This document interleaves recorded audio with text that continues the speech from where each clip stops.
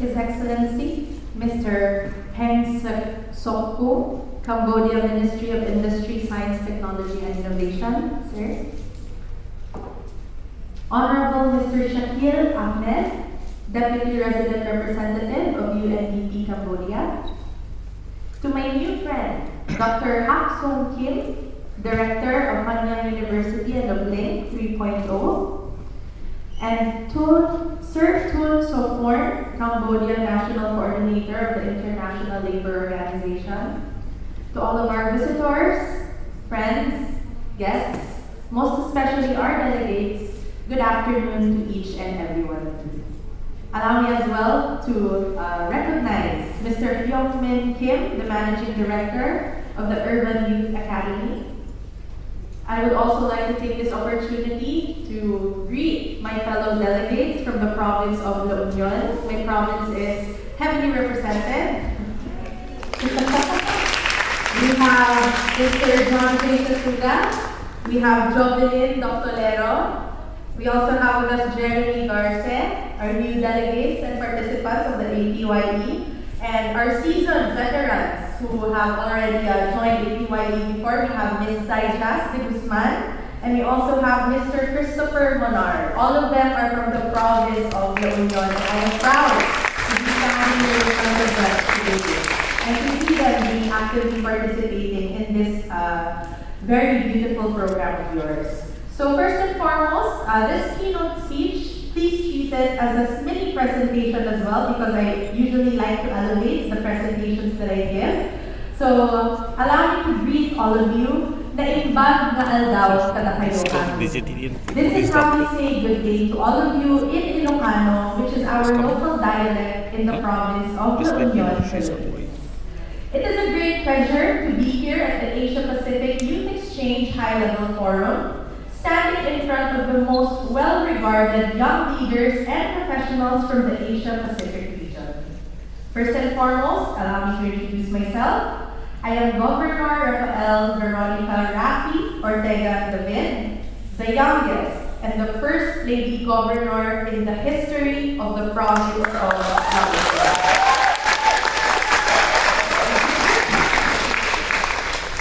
Before I proceed, allow me to share a little story with all of you. If I may ask, are you able to guess how old I am? Thank you. You're my favorite. I am now 26 years old. This is actually my first position in government, but it's nothing new to me because my family has been in politics for quite a while. So growing up, I was already exposed to how politics and the government works. So it's no surprise that people that I am now the next generation of leaders that our province has. But it proved to be a challenge for me at the beginning. Why? Because our province is still kind of very traditional, that when they found out that I was running for the highest position in the province I think I was only 24 years old when I filed for my candidacy. And when they found out that I was a girl, because usually when they hear Rafi, they think that I'm male. But whenever I present myself, I'm a female. So at first, I mentally prepared myself. Okay, so I'm entering politics. I know that it's a harsh world, a harsh reality. I have to prepare myself mentally, emotionally, even spiritually. And came the day when we announced my running for the position. I was getting ready for, as the kids call it, as the young ones call it, bashing, bashers. I was waiting already for what the bashers would say. And surprisingly, I wasn't that surprised when they said, oh, she's too young for the position. What can she do at her age? That's the number one that people would usually tell me. But the second that I got surprised and did not expect, the bashers would say, wait, she's a woman. What can she do? Because it's only now, after 173 years, that our province has seen a lady governor. So at first, of course, I wanted to prove them wrong. But how can I? I could always reply to their comments. I could always release my statements to justify what a young lady governor can do, but I chose to keep quiet. And what I did instead, when I got elected, when I won a position, I worked. From day one, I just kept on working and working and working.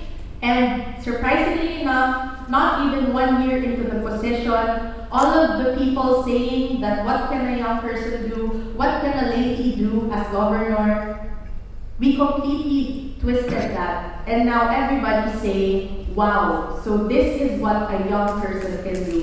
Wow, this is what a lady governor can do. And until now, I am proud that we are continuing to make waves, and I am now dubbed as the governor of firsts in our province, and we continue to do so. And so, my speech for today would actually be sharing with all of you the firsts and the thrusts that we have done in the province of La Union when it comes to youth development in our province.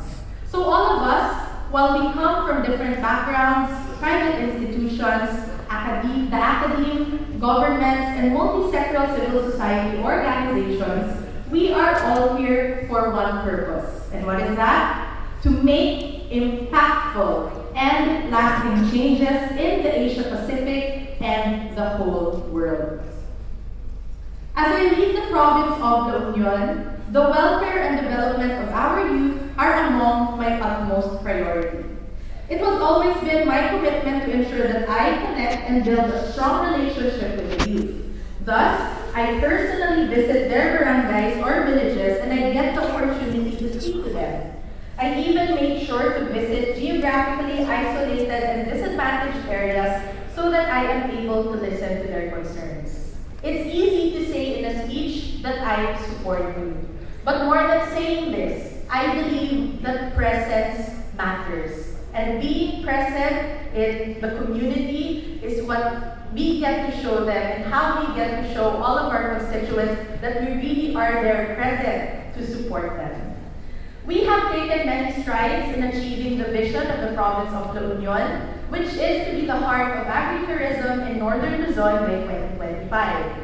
We have also decided that youth development and integrating the United Nations 2030 Agenda for Sustainable Development will greatly help us achieve our vision. Thus, we are committed to create a stronger province that capitalizes on the youth by advancing their capabilities and strengthening and showcasing their potentials in their respective areas of expertise. We provide various sustainable, innovative, and high-impact projects and programs that cater to the needs of the youth and involve their active participation in the different centers of the agenda, which are health, education, economic empowerment, social inclusion and equity, peace building and security, governance, active citizenship, environment, and global mobility. We also welcome the good news that for the upcoming year, agriculture will be added as the 10th center, something that hits close to home for the province of La Union because it is one of our main pillars in the province. And let me briefly discuss some of our programs that we have created for each center, starting with health. We are now ready for the Memorandum of Agreement signing in advocating mental health while preparing for the peer-to-peer facilitation program. We are institutionalizing the Youth Hub with continuous campaigns for HIV or AIDS awareness and HIV screening tests.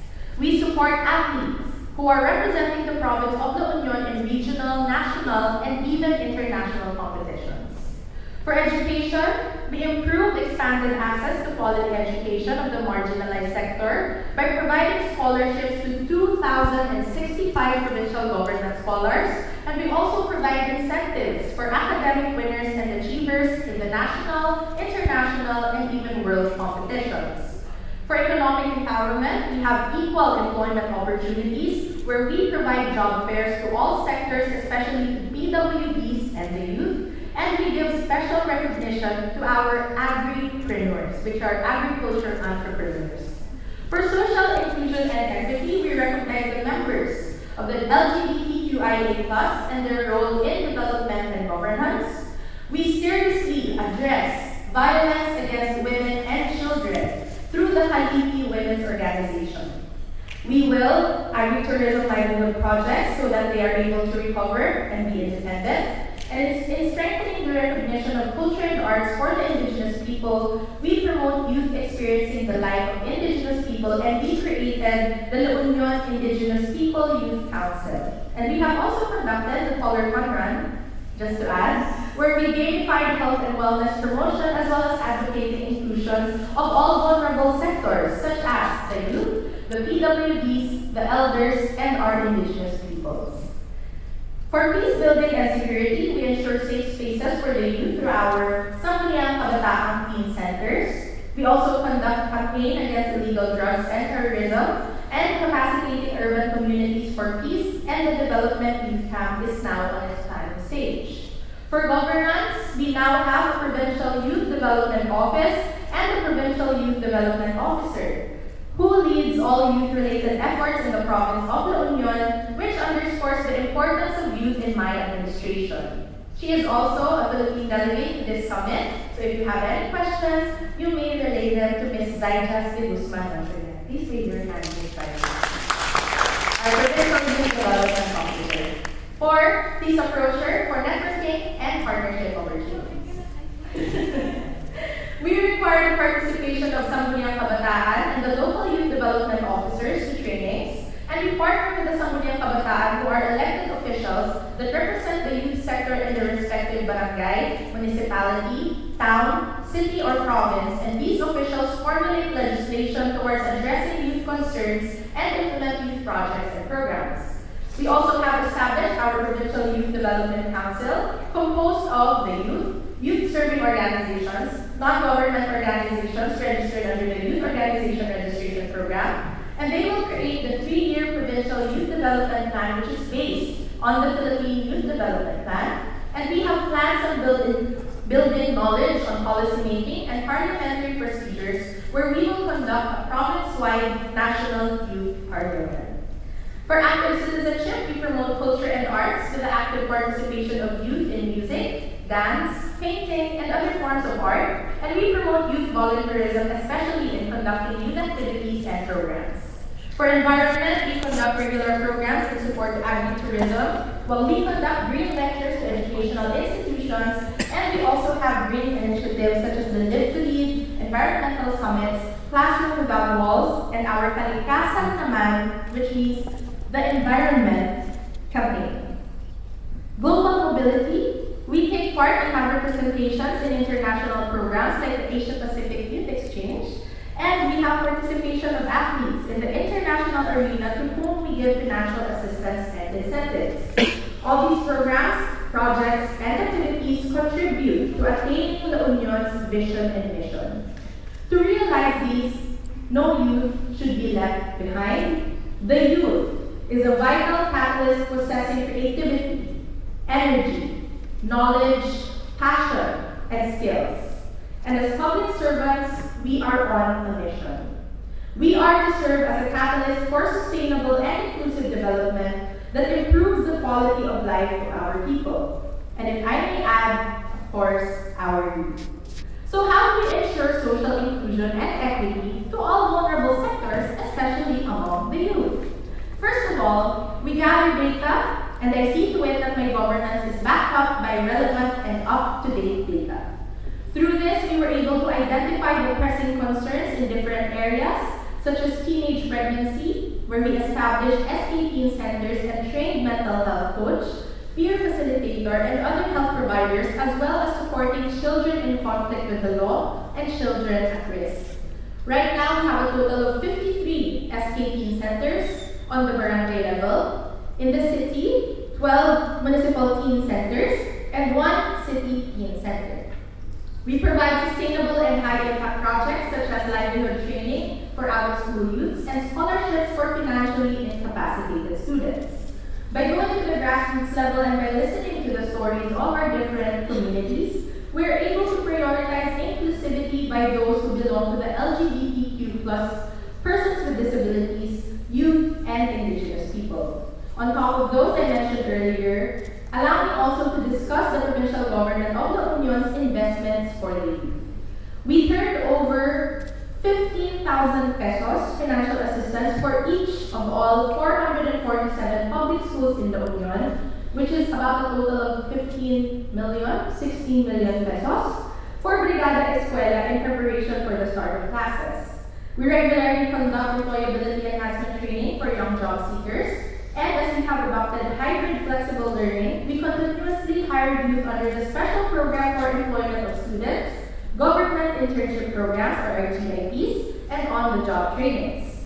We have also capacitated youth through training such as basic life support for the youth, and we provide the skills and training certifications in collaboration and partnership with the accredited Technical Education and Skills Development Authority Center. We recognize existing young entrepreneurs with their respective innovative entrepreneurship relation to the vision of the province, and we also have infrastructure developments where we have inaugurated a total of 7 school covered courts and 2 school buildings to be utilized in their academic and extracurricular activities, and up until now, we continue to add on more infrastructure projects for our 447 schools around the province of La Union. So many things have been accomplished. Again, this is just one sector, and this has only been a year worth of accomplishments. And yet, we set our sights to a greater and better future for our youth.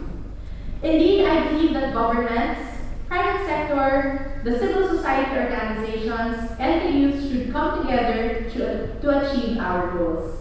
We will also continue to align all of our programs to our call to action and movement that we call La Union Provincianihan. This is reflective of the Filipino culture. If you've heard of Bayanihan, the trait that is commonly used to call the Filipino hospitality, wherein Bayanihan, which is the spirit of communal unity and cooperation, and I took that together with the province, provincia, provincianihan, which is why I want our province to always put Bayanihan amongst others, so that I believe in working together, we can accomplish so much more.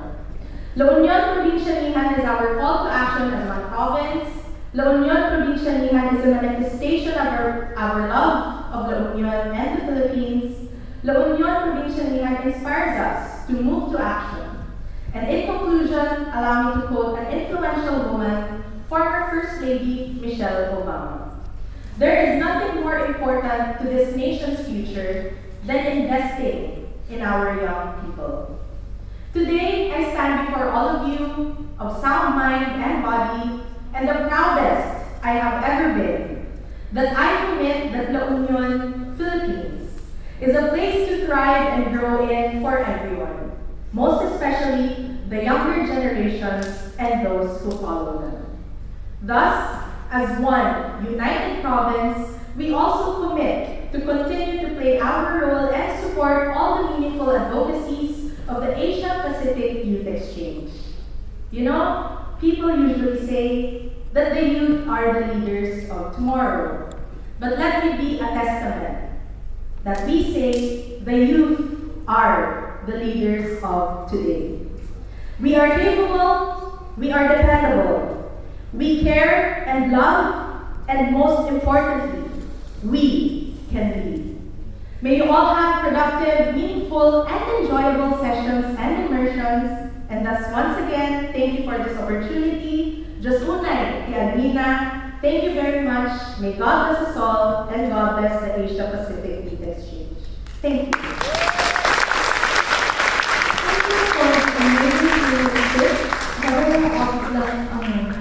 To commemorate this historic gathering of stakeholders, we will be taking our group photo. Please remain in your places.